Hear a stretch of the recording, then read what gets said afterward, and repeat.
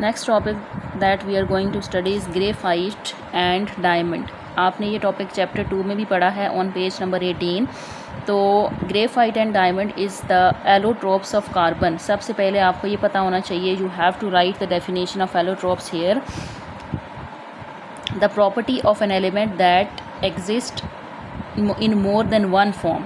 एक एलिमेंट जो एक से ज़्यादा फॉर्म में एग्जिस्ट करता है, that is called allotropes. You can first of all write the definition of allotropes here. आपने जब भी ग्रेफाइट एंड डायमंड का टॉपिक अटैम्प्ट करना है तो आप सबसे पहले एलोट्रोप्स की डेफिनेशन लिखेंगे, जो कि चैप्टर नंबर 2 पेज नंबर 18 पे मेंशन है। आपको मैं अभी बोल भी रही हूँ, आप लिख सकते हैं।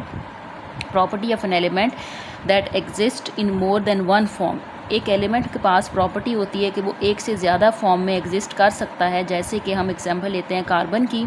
कार्बन की दो फॉर्म्स हैं, first form is graphite and second form is diamond.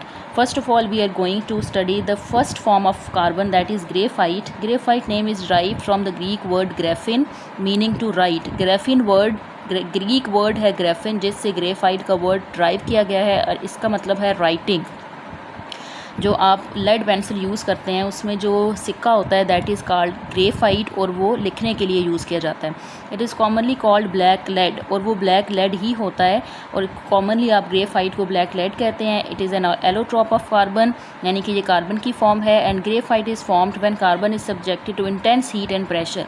यानी कि जो ग्रेफाइट है वो कार्बन से कैसे बनेगा, जब आप कार्बन को बहुत ज़्यादा अमाउंट में हीट एंड प्रेशर अप्लाई करेंगे तो जो कार्बन है वो ब्लैक लेड फॉर्म में कन्वर्ट हो जाएगा, और उस ब्लैक लेड फॉर्म को आप कहते हैं graphite.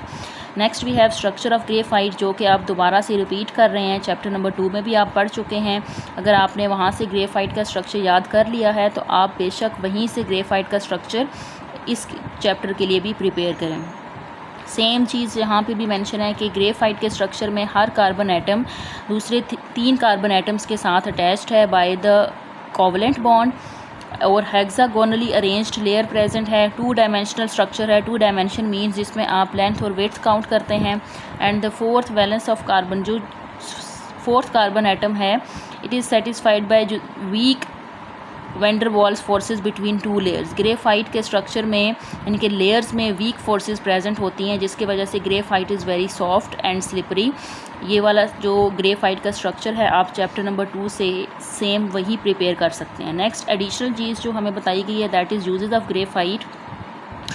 First of all it is very soft mineral with black colour, slippery surface and lustre. यानी कि जो ग्रेफाइट है वो बहुत सॉफ्ट है, ब्लैक कलर का होता है, बहुत स्लिपरी सी उसकी सरफेस होती है, लस्टर यानी कि शाइन देता है। अगर आप लेड पेंसिल माइंड में लेकर आएँ तो वो एक सॉफ्ट, उसमें ग्रेफाइट सिक्का जो है वो बहुत सॉफ्ट होता है, उसका कलर भी ब्लैक होता है, और वो जब आप उसको कॉपी पे राइट करते हैं, लिखते हैं, तो वो बहुत स्लिपरी सा आपको एक उसकी नेचर फील होती है। अगर स्लिपरी नेचर नहीं होगी तो आपको कॉपी पे लिखने के लिए बहुत ज़्यादा डिफ़िकल्टी फेस करनी पड़े। Lustre means shine. These properties are due to layered structure of graphite, और इसकी ये सारी प्रॉपर्टीज़ जो हैं वो ग्रेफाइट के लेयर स्ट्रक्चर में है, क्योंकि उसके लेयर्स में वीक इंटरमोलिकुलर फोर्सेस प्रेजेंट हैं। जब वीक फोर्सेस प्रेजेंट है लेयर्स की फॉर्म में ग्रेफाइट है, तो इसकी जो नेचर है वो स्लिपरी होगी, सॉफ्ट होगी, और जिसको आप फर्स्ट यूज़ ऑफ ग्रेफाइट जो है वो आप राइटिंग पर्पज़ के लिए यूज़ करते हैं।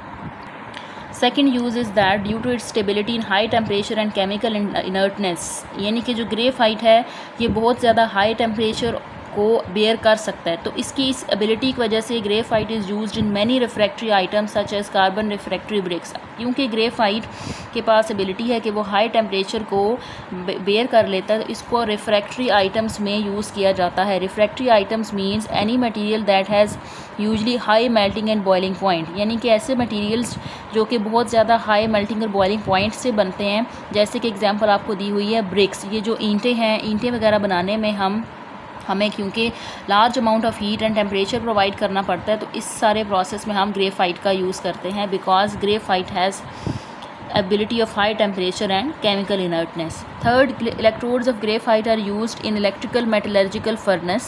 It is used as anode in electrolytic process. First of all, you have to understand what is metallurgical furnace. Industrial furnace होती है that is used in metal processing for heat. ये एक furnace है, यानी कि एक अपरेटस है जिसमें हम मेटल को हमने प्रोसेस करना है, यानी कि मेटल को बनाना है। और मेटल को बनाने के लिए, मेटल की सारी प्रोसेसिंग में हम जो है वो हीटिंग पर्पस के लिए एक फर्नेस यूज़ करते हैं, ठीक है। उस फर्नेस को आप कहते हैं मेटलर्जिकल फर्नेस, और मेटलर्जिकल फर्नेस में इस सारे प्रोसेस में हम ग्रेफाइट को एज इलेक्ट्रोड्स यूज़ करेंगे। Next, use of graphite is used in moderator rods and reflector compounds in nuclear reactor. It is used in manufacturing of carbon brushes and electric Motors. जितनी भी electric की चीज़ें होती हैं, nuclear reactors, machines वगैरह, उनमें हम ग्रेफाइट का यूज़ करेंगे। It is used in engineering sectors in making of thrust, journal, bearing, piston, rings and valves. ये सारे के सारे इलेक्ट्रिक मशीन्स के पार्ट्स हैं। ये सारे पार्ट्स जो कि इंजीनियर्स बनाते हैं, इनको हीट प्रोवाइड करके, टेम्परेचर प्रोवाइड करके, और इंजीनियर्स ग्रेफाइट का मटेरियल जो है वो इनमें यूज़ करेंगे। Other applications of graphite include metallurgy as lubricants and in the production of paints and pencils. Lubricant आप वर्ड से फेमिलियर होंगे, यानी कि फ्रिक्शन को कम करने के लिए हम लुब्रिकेंट यूज़ करते हैं। जैसे घरों में हम फ्रिक्शन को कम करने के लिए ऑयल यूज़ करते हैं, इसी तरह यानी कि रगड़ को कम, फ्रिक्शन मींस रगड़, तो इसी तरह पेंट्स एंड पेंसिल्स में हम जो है वो ग्रेफाइट का इस्तेमाल करते हैं, ताकि जो पेंट्स वगैरह हैं वो इजीली आप घरों में जब विंडो या डोर्स पे अप्लाई करें तो वो इजीली अप्लाई हो जाए, उसमें कोई फ्रिक्शन वगैरह कॉज ना हो। इसी तरह पेंसिल जो ग्रेफाइट है वो एक बहुत स्लिपरी सी उसकी नेचर होती है। अब जब आप कॉपी पे राइट करते हैं तो वो ईज़िली आप उससे लिख सकते हैं। तो due to the action of lubricant, जो ग्रेफाइट है वो एज अ लुब्रिकेंट यानी कि फ्रिक्शन को भी कम करता है, तो उस एज अ लुब्रिकेंट के तौर पर भी हम ग्रेफाइट को यूज़ कर सकते हैं। So these are the uses of graphite जो कि आप यहाँ से प्रिपेयर करेंगे। I hope the topic of allotrope is clear. Next form of carbon, that is diamond. Diamond is also an allotrope of carbon in which the carbon atoms are arranged in diamond cubic crystal lattice form में ये इसके carbon के सारे atoms attached होंगे।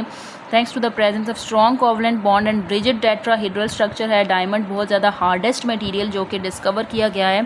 आप यहाँ से diamond का जो स्ट्रक्चर है या जो इंट्रोडक्शन है वो चैप्टर नंबर 2 में जो आपने प्रिपेयर ऑलरेडी कर लिया है वो भी आप कर सकते हैं। अब इसमें इसके डायमंड के स्ट्रक्चर में कुछ एडिशनल बातें हैं, 2-3, जो कि आपको मैं यहाँ पे अंडरलाइन करवाऊंगी। First of all, carbon atoms are arranged tetrahedrally, यानी कि टेट्राहेड्रल मींस 4 कार्बन एटम्स हैं डायमंड के अंदर अटैच होते हैं। Each carbon atom is attach to 4 other carbon atoms, जिसके अंदर 1.544 × 10⁻⁻10 मीटर अवे का डिस्टेंस है, यानी कि डायमंड में हर कार्बन दूसरे 4 कार्बन एटम्स के साथ अटैच्ड है, और उन सारे कार्बन एटम्स का आपस में इतना डिस्टेंस होगा। ये चैप्टर नंबर 2 में हमने डिस्टेंस नहीं पढ़ा था, तो ये आप यहाँ पे ये लाइन अंडरलाइन कर लें, ये एडिशनल लाइन है जो आप यहाँ से प्रिपेयर करेंगे। इसी तरह कार्बन कार्बन के बीच में जो बॉन्ड एंगल है that is 109.5, this one is also additional line, ये भी आप यहाँ से प्रिपेयर करेंगे। It is strong rigid 3 dimensional structure. 3 dimensional means के इसमें आप लेंथ, विड्थ एंड हाइट तीनों को देखते हैं। ग्रेफाइट में हमने 2 डायमेंशनल स्ट्रक्चर देखा है, लेकिन diamond is 3 dimensional and it is very hard, extra ordinary strength and durability and gives diamond a high density than graphite. Diamond की जो डेंसिटी है वो ग्रेफाइट से 3.514 ग्राम्स पर क्यूबिक मीटर हाई है। क्योंकि डायमंड हार्ड है, ग्रेफाइट सॉफ्ट है, तो ऑब्वियसली जो डायमंड की डेंसिटी है वो ग्रेफाइट से ज़्यादा होगी, यानी कि डायमंड का वेट ग्रेफाइट से ज़्यादा होगा, दैट इज़ 3.514। तो डायमंड के स्ट्रक्चर में आपने यहाँ पे 3 एडिशनल बातें पढ़ी हैं, एक carbon carbon distance, carbon carbon bond angle and the density of diamond than graphite. ये तीनों चीज़ें आप यहाँ से प्रिपेयर करेंगे। बाकी ये सारा जो स्ट्रक्चर है डायमंड का वो ऑलरेडी चैप्टर 2 में आप डिस्कस कर चुके हैं। Okay, next we have uses of diamond. Diamonds are mostly used in ornaments like rings, necklace, earrings, etc. Gem industry value of diamond is very high. They are used in making jewelry because of their durability and luster property. Lustre property means कि diamond की shining property की वजह से, इसकी durability की वजह से हम डायमंड को ज्वेलरी बनाने में इस्तेमाल करते हैं। आप रिंग्स बनाएं, नेकलेस बनाएं, इयरिंग्स बनाएं, तो वो डायमंड का इसमें यूज़ होगा। Second, its property of hardness is useful to drill, grind or cut materials. Some blades used for cutting and drills industry use diamonds. They are present on edges and tips in small sizes. Diamond की hardness की property की वजह से diamond को हम drill करने के लिए, ग्राइंड करने के लिए या मटेरियल्स को कट करने के लिए इंडस्ट्रियल पर्पसेस में हम यूज़ करते हैं because of its hardness property. Third, diamonds को हम in making medicine and beauty products जो हम यूज़ करते हैं उनमें भी हम डायमंड्स का इस्तेमाल करते हैं। They are also used in making medical tools, जैसे कि tools like use in cataract surgery. Nano diamonds हैं पोटेंशियल हेल्थ बेनिफिट्स में, सर्जरीज़ में, ब्यूटी प्रोडक्ट्स बनाने में, मेडिसिन बनाने में हम यहाँ पे डायमंड का इस्तेमाल करेंगे। Diamonds produce high quality sound because they are hard and vibrate easily at high speed. अब डायमंड जो है वो इजीली हाई स्पीड पे वाइब्रेट कर सकता है क्योंकि उसका मटेरियल बहुत हार्ड है, बहुत हाई क्वालिटी साउंड प्रोड्यूस करता है। तो इसकी हाई क्वालिटी साउंड की वजह से हम डीजे इक्विपमेंट में, डीजे से तो आप सब फेमिलियर होंगे, और हाई क्वालिटी रिकॉर्डर्स वगैरह में हम डायमंड का इस्तेमाल करेंगे। I hope the topic of allotropes is clear.